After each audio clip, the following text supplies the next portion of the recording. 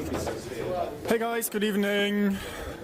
Welcome to the very last slot in the Open Document Editors DevRoom. Happy to have so many of you still here. It was a great day, wonderful program here in this room, so thanks to all the OpenOffice and LibreOffice and who else was here? Bitergia guys presenting. So let's finish off this day with a session of lightning talks. We got 7 talks recruited here, perhaps one more if we have the time in the end. Here's the rules. Everyone got 5 minutes. I'm having some stopwatch here. 30 seconds before time's up, I will be standing and looking at you. And at the 5 minutes sharp, we will all kind of get up and give you some applause, so to properly cut you off in a friendly way. And then the next guy comes up. So the order is 2 times Markus Morhardt, then Svante, then Samuel, and then I forget. Core 2 times, and Jaimux in the end.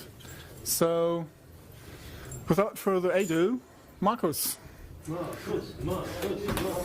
Markus will talk about UI hacks. Markus is one of the early contributors to the project. It's been active since I think March 2011. So here you go, Markus. Thanks. So I will talk a bit about UI testing. There was a tender from TDF about a year ago, I think, about developing a UI testing framework. We have a lot of testing frameworks already for normal stuff, but developing a UI testing framework is not that simple. There are a lot of different approaches, but most of them have some really, really ugly parts. I think that the best ones at the moment are for web stuff. But yeah, I've been thinking about that for many years. So I've designed one and implemented as part of the tender. It's an own implementation. It has 2 parts. We have an introspection library in the LibreOffice code that provides information about our UI elements to the outside world and allows us to send commands to these UI elements. So it's a really, really short layer above our UI elements and VCL. And then we connect to that introspection code with Python code through a UNO interface, a really, really simple UNO interface, so that writing the Python code does not require any new UNO knowledge. If anyone has ever done some UNO coding, you know that not requiring a UNO is actually a feature and not a bug. Element discovery, so finding a UI element, and for example a button in a dialog, happens through the IDs that we have in UI files. The advantage of using the IDs is that they should be stable and that they are locally unique. So if you have a dialog, it should be unique, and if you move, for example, the button to a different place in the same dialog, you should still get the same button by going through the ID. And well, our Java API test framework that we inherited from OpenOffice.org suffers from a lot of sleeps that are random, and if a test fails and you notice, okay, let's increase the sleep time a bit, and it does not fail anymore, you realize, okay, you don't want to have sleeps in your test frameworks. In UI tests, where a lot of things happen unpredictably, you need a way to issue a command and wait until the event has happened. For that, we send now events for quite a few things and listen to the events on the testing framework side and resume our work as soon as the events are there. So, what's good about the framework? Most of our UI elements are already covered. So most of the stuff that you find in a dialog has part of this introspection library support. The elements are easily discoverable by the framework, so you can address them. Most of them have an ID. Some of them have none yet, especially the ones that we create and don't load from UI files. That helps also that we don't have any test failures if you just change the dialog a bit. If our UX guys decide once again, let's redo the dialog, as long as they keep the ID, the test will still work. Because it's our own code, we can support any feature that we have in LibreOffice for users. Anything as complex as we want it, we can implement it on our side. And quite importantly, we can place the code at the correct location so that it's as close to the code path taken by user events as possible, which also helps in finding bugs. So the bad, the ugly, as I mentioned, no UI testing framework is perfect. If you want to support a new UI element, like a special type of button, you would need to add some code to the LibreOffice core to make it available on the Python side. Because you have to change LibreOffice, you can't just run the tests against any older version. The tests are quite slow. Loading LibreOffice takes quite some time, waiting until the UI is ready even more. So currently a normal test is around 5 seconds. And we need to maintain our own framework, which is good to some degree, but also, again, some work for us. Yeah, that's it. Cisco is already writing tests, so with that, apparently it works. If you want to do it, talk to me. I will help you. Wonderful. Thank you, Marcus.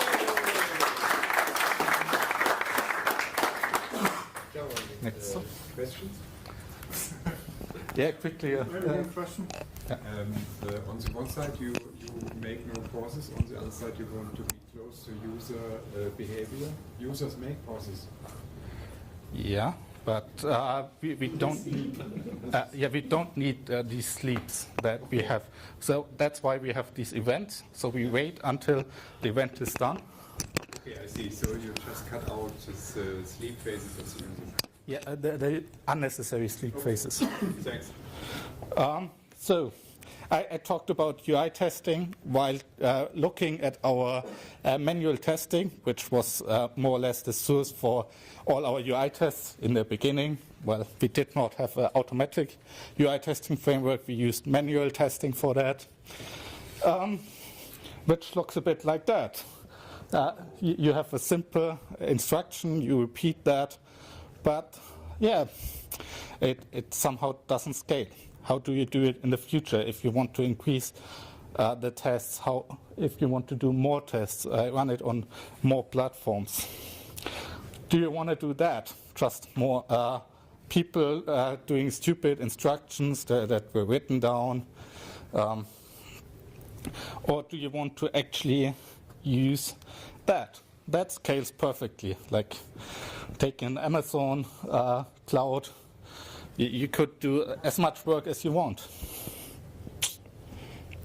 So I've started working on that recently. The idea comes from the crash reporting that I wanted to test, and which has some problems that we can't cover in our current test framework.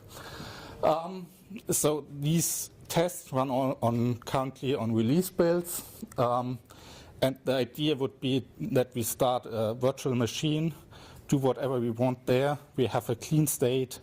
We can install any dependency that we want.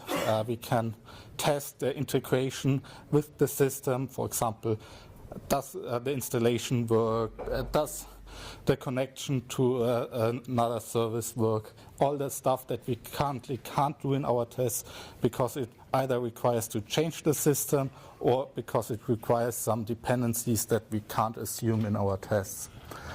I've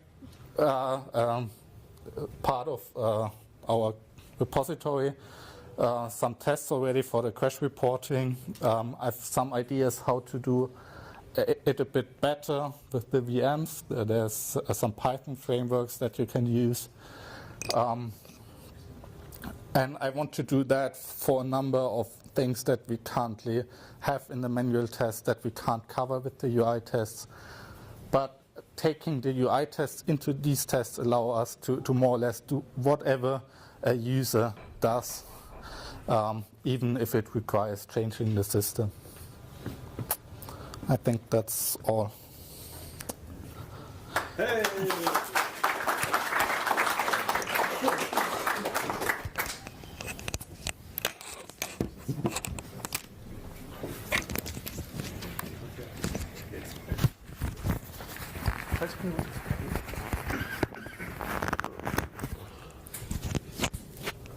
Test, test.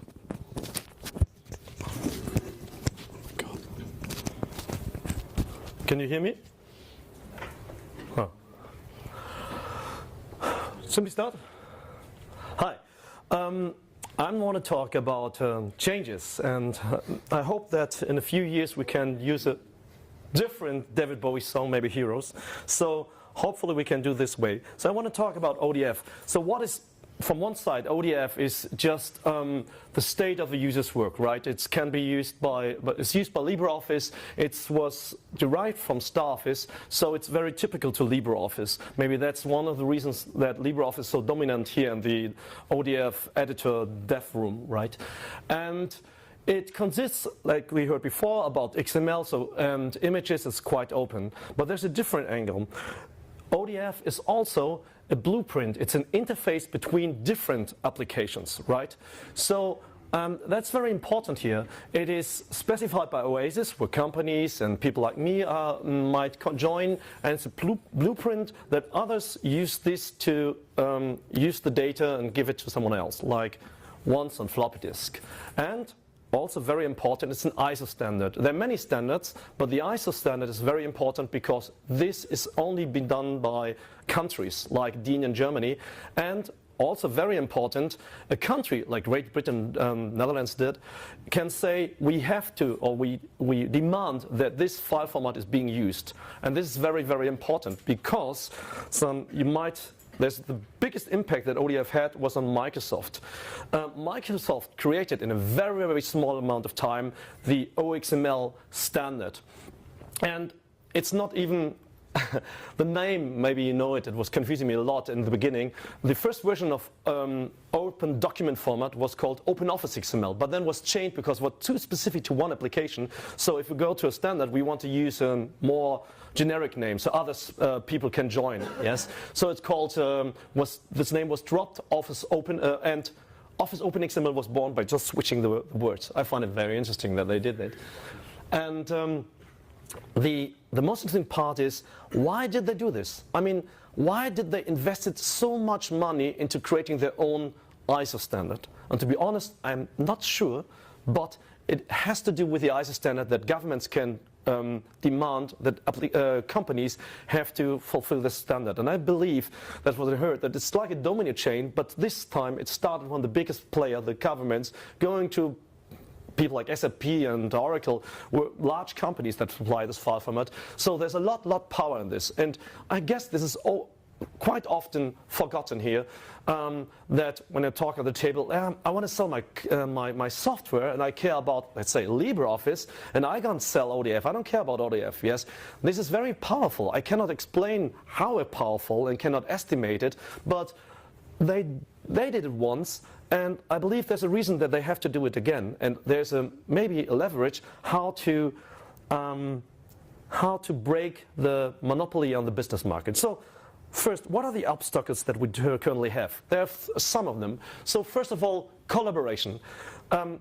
it's not good enough to send documents around. These times are over. Like nowadays, we all have smartphones, we are all connected, and so sending these documents around is it's not good enough because you don't know what the others has changed. You want to merge easily. And if we do it for software, all the developers know we have source control system for the files, and you can do merges there. And we have no way to say, like in Git for source code, what's a diff? And this should be defined by changes. The next time, there's no runtime API like HTML had with the DOM. This is very important for third-party software, and there's one of the biggest obstacles for selling. And last time, there's no feature testing. If I want to buy me a machine, then I took like a test, and what's the feature comparison? And nowadays, I see applications that they say, oh, we support ODF, but when I test a few documents, I realize they're very lousy. And there should be better testing, and this is not possible yet. You can only load, save,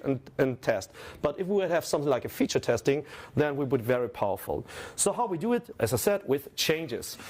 The documents are too large, and what we're doing, we're going on a higher level, and we say something like, I've changed the 1 millionth paragraph to red. That's what I did. And we abstract from the details like XML, we go to what the user knows. By this we can go across as many applications as possible. And of course I talked about this earlier, we have to refer to a certain version that developers know, they use hash, but not again on XML because of verbose, we use it on this logical box. So what scenarios do we have in mind? It's, as I said, I can do like in GitHub, I clone the document, or there's a read-only document, and I said, oh, by the way, there's a typo. You'd like to fix it. I only send this small change. Or if you say have a contract and then you return only the change, not the full contract with some kind of hidden changes I'm not aware of. You can exchange no longer only documents, but changes. This is very powerful. And also a versioning system like give me all the changes since I was on vacation, and also powerful, you can sign the document. This is based currently in the XML, not the zip. And this signed document can be documented and changed by changes the site, and still you have the signed document. So you can do a ping pong of documents with signing, which is currently not possible on. There are a lot of other features, and I want to tell you that this should be our future, and you shouldn't get this ISO standard opportunity out of your mind. That's it. Thanks a lot. Next. Samuel. Ich glaube.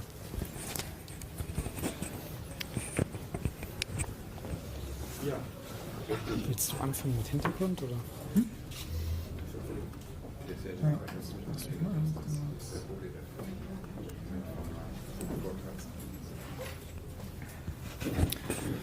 So next one is I think I'm going to share that with Samuel. By the way, Samuel, another one of the early LibreOffice contributors. I think June 2011 was your first.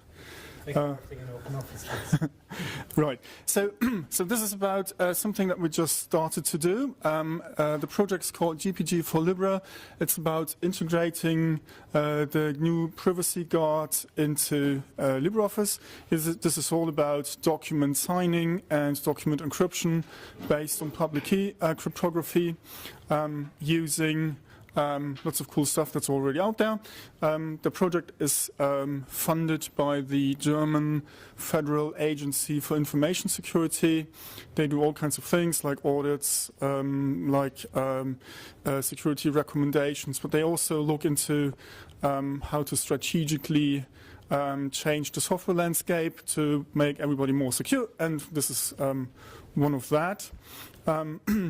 So conceptually, it's about using the GNU GPG, GNU Privacy Guard, and a set of auxiliary tools that are there, like key management and integration, for example, into Windows.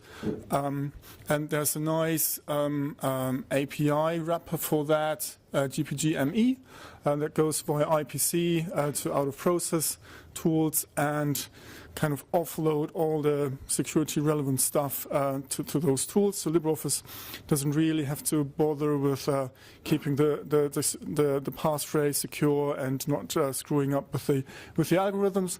So and in the end, what should happen is that LibreOffice is able to sign documents and also encrypt documents so sign documents with your private key and encrypt documents for recipients that you have the public key for. So you find it on a key server and you're able to encrypt the document for that recipient. The advantage to the established X501 certificates is that it's much better for decentralized organizations because you always have the problem if you are not a single company how to distribute the keys without trusting an external source like a CA for that. So, want to take over from here? Yeah, can do, but I don't know what I'm expecting. Screenshots. Yeah, screenshots. Yeah, the first steps we did was to make it more, how do I say, when the document, the encryption is broken, the signature, the current signature, there was a dialog shown earlier, which not even had a warning box or something, so no icon, just a wall of text, and you could easily ignore it. So the first thing we did, put an info bar, a red info bar when the signature is broken, and orange one when it has issues like an untrusted certificate or earlier OpenOffice versions and signed only parts of the document. Yeah. And the next steps are we are currently integrating GPG4me into LibreOffice to build it, and there is a small wrapper for C++, which makes it even easier to use. We'll be also integrating that. I think that's called GPG4me++ or something. And then we're going to make your own certificates, your own keys visible in the digital signatures dialog, so you can use the existing dialog to sign with GPG and later on also encrypt.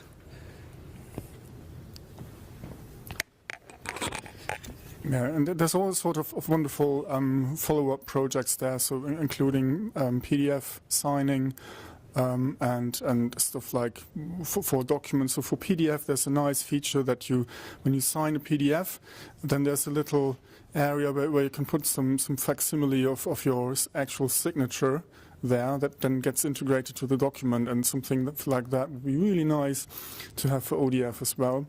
It needs a little bit it needs some kind of field, special purpose field then to contain that.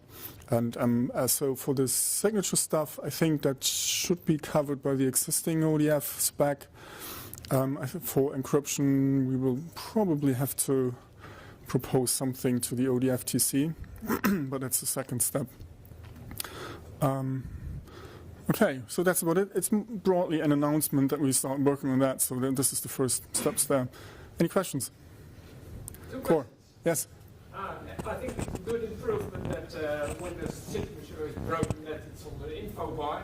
How does it behave when there's already an info bar showing some classification info? They are stuck in It's going to? yeah, they will be stacked on each other, so they all will be shown. Right. So you can have a full screen of info bars. Love that. and the second question, you mentioned PDF signing, signing newly created PDFs. You need that? Yeah, pretty much. I mean, there's already pretty nice PDF signing, but it's still using. I mean, it's again using this X501 keys, and it would be great to do that with GPG keys as well. I have no idea. It might be completely unfeasible, but it would be nice. Still, I haven't looked into the PDF spec there, but we're running out of time. Sorry, guys. Next one up is I think UCore. Yeah.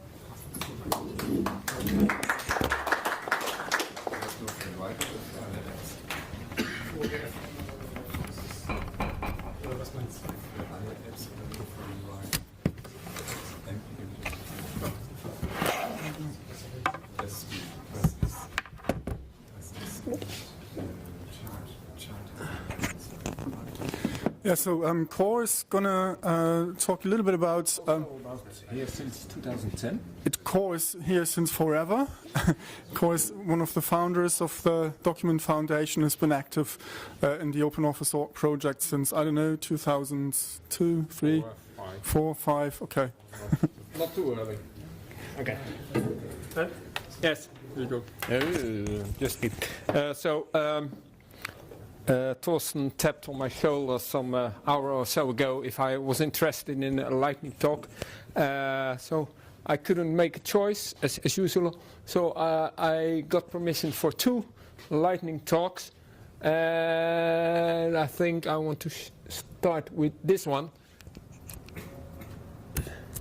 And that's about Document Foundation.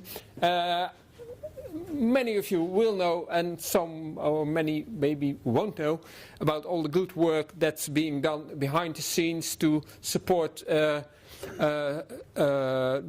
development of this great ODF tooling. It's called LibreOffice. And the Document Foundation, it's the foundation behind it. And apart from the LibreOffice project, it also hosts the document liberation fronts. Providing all the nice document filters and adding new ones to that. So very short. Mixed up with the front of document liberation. Huh? Not to be mixed up with the front of document liberation. Oh, there's all kind of fronts. it's the document liberation project, to be honest, but it's just so, yeah. I like liberation fronts. Okay, TDF is the house at LibreOffice.org. And yes, we started in about 2010. And there's a solid Berlin-based stiftung behind it and statues and all the stuff. But what is it about? Basically, people that are active working on all kind of LibreOffice stuff can say, hey, I want to be a member. And later I will explain to you why it is important to be a member. And of course there is you can be accepted as a member for 1 year, and after a year you are invited to apply again if you are doing good stuff. And there's a membership committee, it's mentioned below, that's looking over the process of people being member or not. In between there's the board of directors, and the board of directors does great stuff to make the whole thing going on. And both the membership committee and the board of directors obviously are chosen from the members. And then we have the engineering steering committee, where all the engineers and people that are related and interested discuss about what's really going on. And not an official body in the sense that it has voting rights or whatever. It's the advisory board, all kind of organizations interested. And this is the last slide about TDF, and this is how it shows. The board of trustees below, it's not just members, but there's also some formal legal roles. That's why it's called board of trustees. And from the board of trustees we choose the membership committee every 2 years, and the other 2 years, so that's intermediate, the board of directors is chosen. And why the board of directors is so very important, because LibreOffice, apart from all the great stuff that developers do, there's a lot of work behind the scenes that's enabling the work in case of infrastructure and people supporting tooling and whatever. And that is made possible by all people that make donations, and the board of directors knits all together and finds the projects and the tooling that needs support. So the board of directors looks after spending money well for LibreOffice development. So that's about TDF, and anyone interested in being a member, because if you are a member you can vote or even stand for the board of directors, is welcome to go to documentfoundation.org. So far, this one. So, that was my presentations one. Anyone else? Questions? TDF? Okay. Then on top here in the maybe I'll just start. The second thing I want to talk about is a product called LibreLex, and let me just show it. LibreLex is something that gives you a dialogue to start document production, and it has some nice features and it has some old school sides as well. It started years ago. I'm running a small company in the Netherlands, and we're doing some support for organizations using LibreOffice, and prior to that OpenOffice.org. And this is typically old school. Within your Office application, you start something and to create your documents. And even a long time ago, it was all hard-coded. And this is flexible. It's based on configuration files. So here, if you choose another document, you see that this dialog is dynamically rebuilt based on the configuration files. And if let me take this one. As you see, there is some language information here, and you have some lists. Dear Madam, and if you choose to make it English, you see that both the date and the list, all the stuff changes. It's all based on configuration files, and you have, if you prefer, you have settings. Well, also you can have choices in templates for presentations, for example. And if you have this is a memo document, and you can start it, and this is demo. And when you hit OK, you get both the document and you get some predefined file naming, and you can start editing the content in case it's in some protected section, whatever stuff, you can edit it. And there is some stuff that you might want to print it with logo on black and white, or send it as PDF, or stuff like that. And emailing, that it automatically is mailed as PDF with logo or as Word file to someone if he needs to edit it. That's that kind of stuff that makes working in an Office document often easier. There's one thing that I want to show about flexibility. So we have the memo document here, and for example, this it can be made shorter, this field, and you can add extra fields, and I can show that. Here's the configuration file, and I just prepared some new lines. And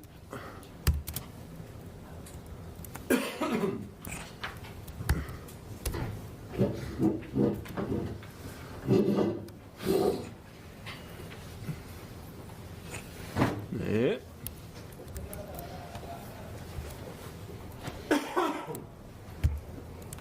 I have to save it, of course. And you see now this is a short one, and additionally there's this type of information available. Well, that's all nice and fun. And I started to open source this last year. This is now open source, the code. It's all old school basic. I open sourced it. It was in the planning anyway, and there was some bug in the dialog handling with GTK 3 or whatever, and that's fixed now. But if you look at the configuration stuff, that's a bit old school, and of course the the ideas are that it can be easily linked to document management services, or that you create a document from a document management system, and that if it is needed, it can be picked up in LibreOffice and do stuff with auto text files and stuff like that. That's all, well, ideas that are possible in future. But this is just how it should be to start from. Yes? Where's the code? It's just here, and when it's published somewhere, I can just share it with you, but it's not yet, not in a public repository yet. Okay. Yeah. Yes? What's the license going to be? What is it? I'm not in licenses. I thought it was, there must be some. I think it's LGLP3 plus, something like that. Or MPL perhaps? Yeah. So, yes? What's the difference? Any more questions? Okay. Thank you.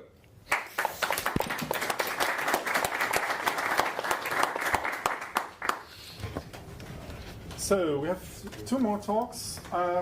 JMOX, perhaps? When you're done? I think we have time for you all here.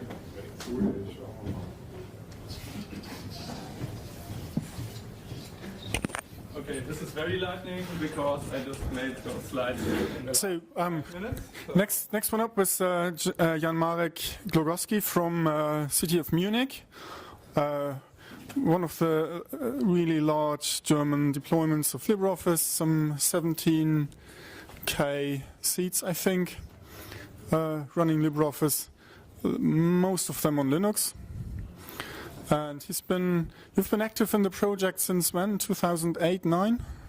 Oh, the last 2 years, something like that. And I need some output.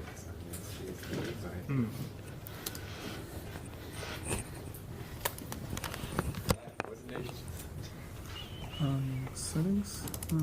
Nee, das ist nur ein Window Maker. Muss nicht festdrehen.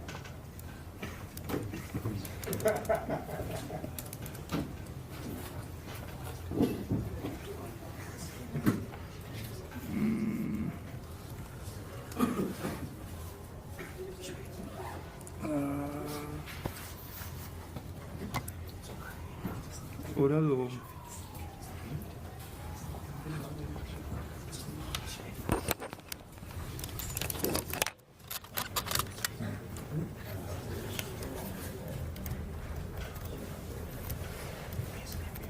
Glauben der roten Slides, kannst du sagen. Ja, sprich doch einfach drüber. Oder schreib an die Tafel.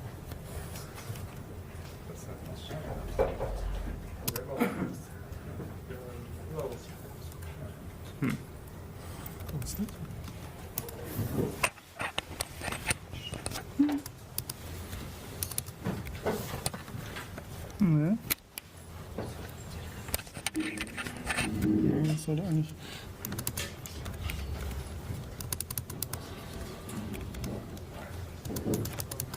Ist das der richtig? Ja, das ist andersrum rein. Can you do that now? Yeah. I just need a computer. This one?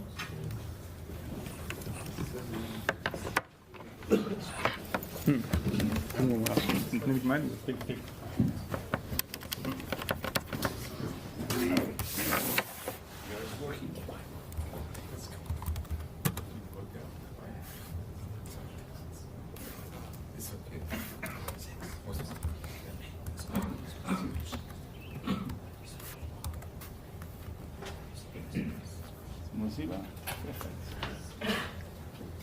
Okay. Okay, so instead while we're solving the technical issues, this is Olivier, and you will be talking about the new help system. Yes, I would like to show you what we have achieved so far. It's basically a new URL. It's vm173.documentfoundation.org.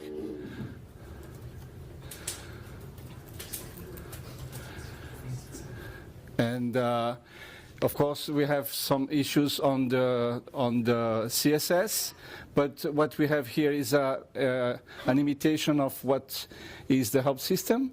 This is the browser. This is the page rendered by the transformation. We have also collected all the bookmarks in the XHP files, and if you click on one of these, you get the page.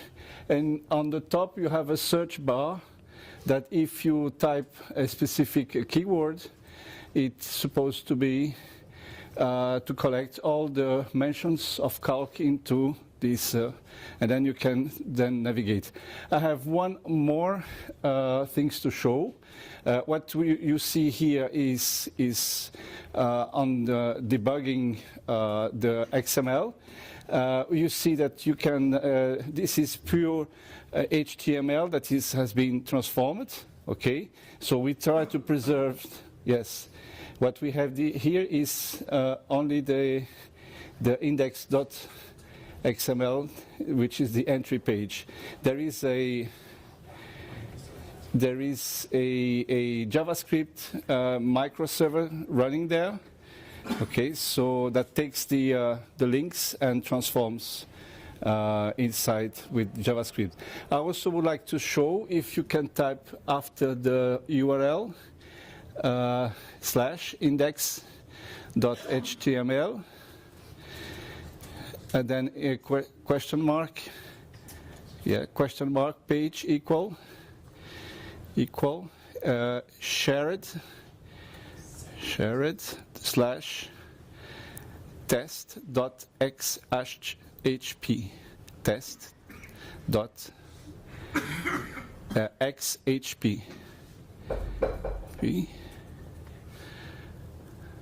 Yeah, so I have modified the transformation to include new multimedia, so you can have the page with the multimedia right now on the browser, but you can't have it on the current help system.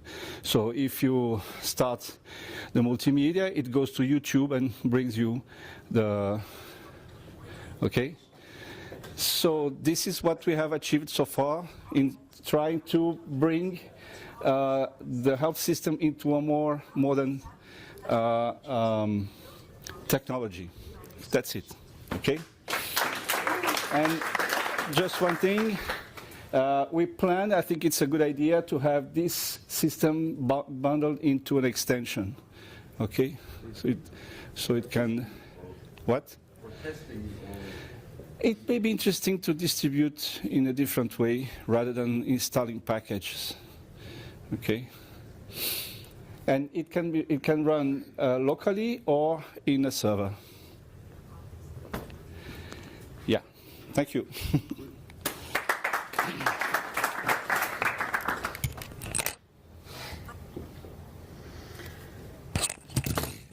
Okay, so let me try to.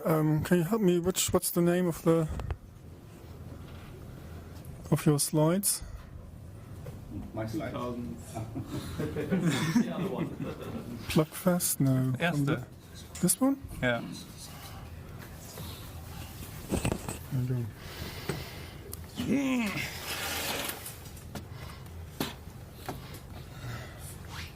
Wow.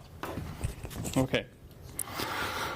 So, yeah, after those technical problems, old laptop and everything, this is just a little overview about the stuff I've been doing in Munich for the last 2 months, something like that, with some breaks.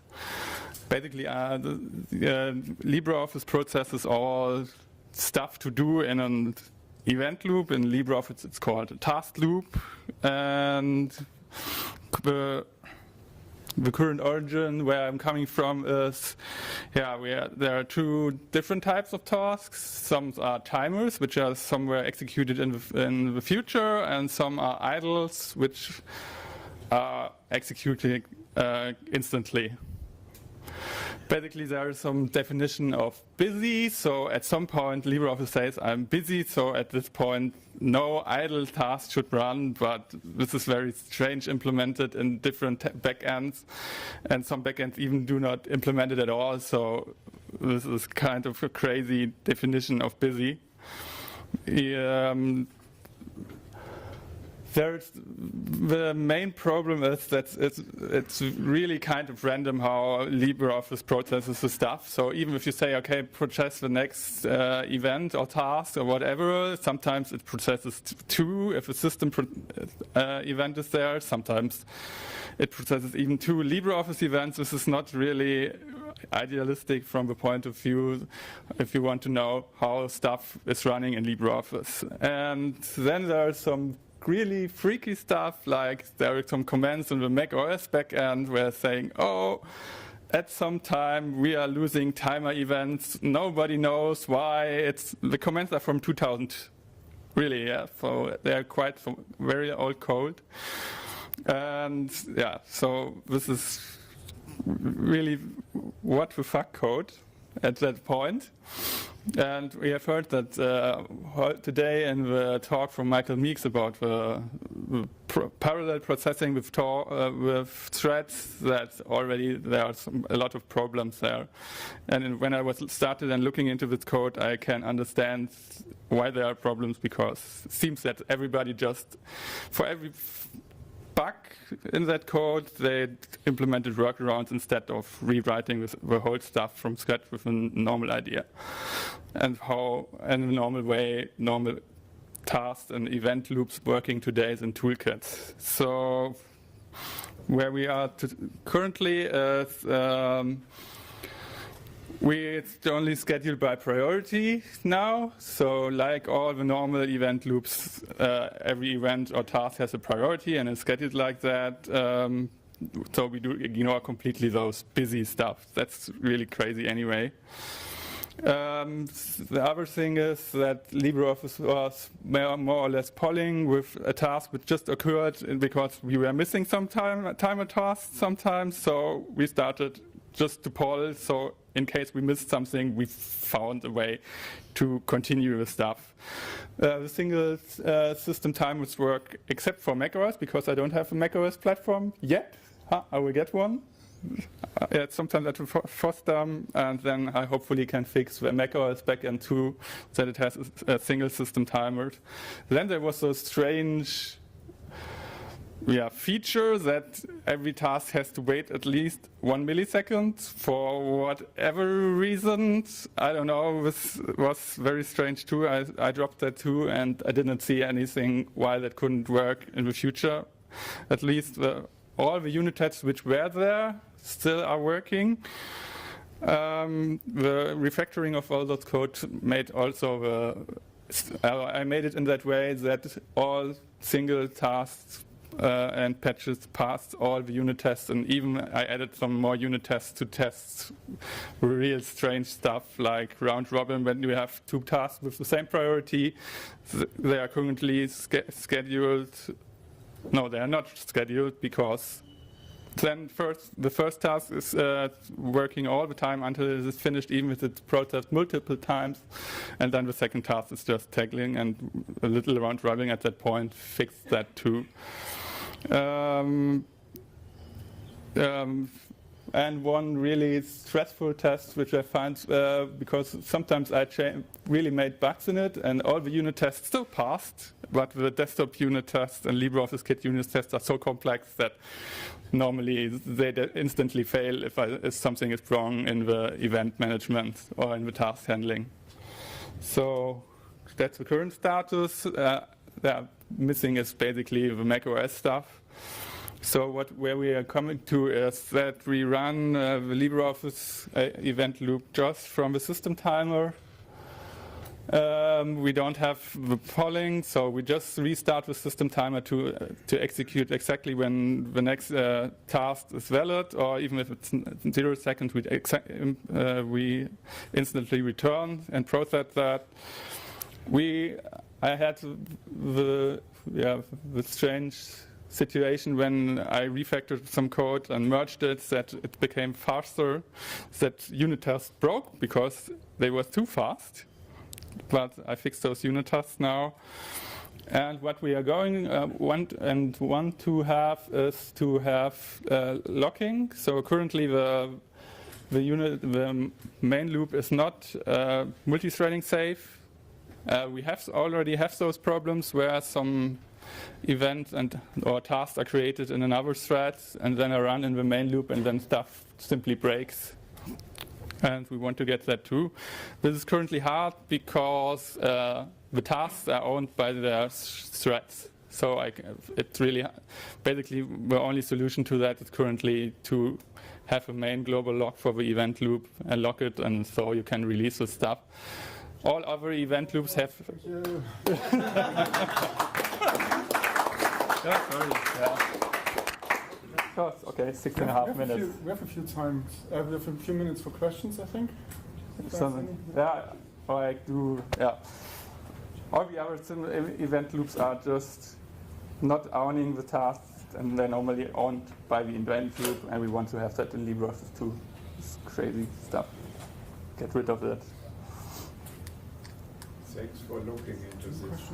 Yes, my main original point was that something's changed in there, and mail merge got something's changed in that code, and mail merge got very, very slow for more than 300 documents, and I said, wow, and every time I thought I fixed it, I found something new. It's crazy. And it's still a little bit hard because, yeah, it's very low ground and plumbing in LibreOffice, and if you change something there, everything breaks, basically. It's a little bit hard. I don't remember what it was, but when I debugged something last time, I saw that it was just event handling and looping and all that stuff that could be fixed with your 1 millisecond to 0 milliseconds slip. Let's press our thumbs. I mean, I already landed some refactoring patches, but the really hard stuff is hopefully landing in the Hackfest next Monday, Tuesday. Probably that was a little bit too long for lightning talk. Please. Thanks a lot, everyone. You've been very kind with me, very disciplined presenters. Thanks for that. You've been a wonderful audience. Thanks for that. We have 5 minutes left. I would be curious to hear some feedback from you guys. So what was the talk that you missed that was not here in the staff room, so that we should really have next year, or any other feedback? You want to say something? I see it. I want to say something. I'm only a user of that, and I use it maybe half a year, no longer. Because before I came from Windows, and then they changed to Windows 10, and then I changed to Linux, and I'm happy with that, but there is no Office, and I need an Office, and so I use the LibreOffice. That's all. So you would have liked some more user-focused topics, or I mean, there was this LibreLex that was clearly. I really love it. I'd like to try that really when the code is out. It was okay for me. Okay, he says it was okay. Cool. Yes, it's more technical and I'm more user. That's interesting. What problems you have? He says it's interesting what kind of problems we have, with a smile in his face. Anything else? Any kind of feedback? Anything at all? Otherwise, get home safely. Enjoy the rest of the FOSDEM. When is the dinner tonight? 7:30.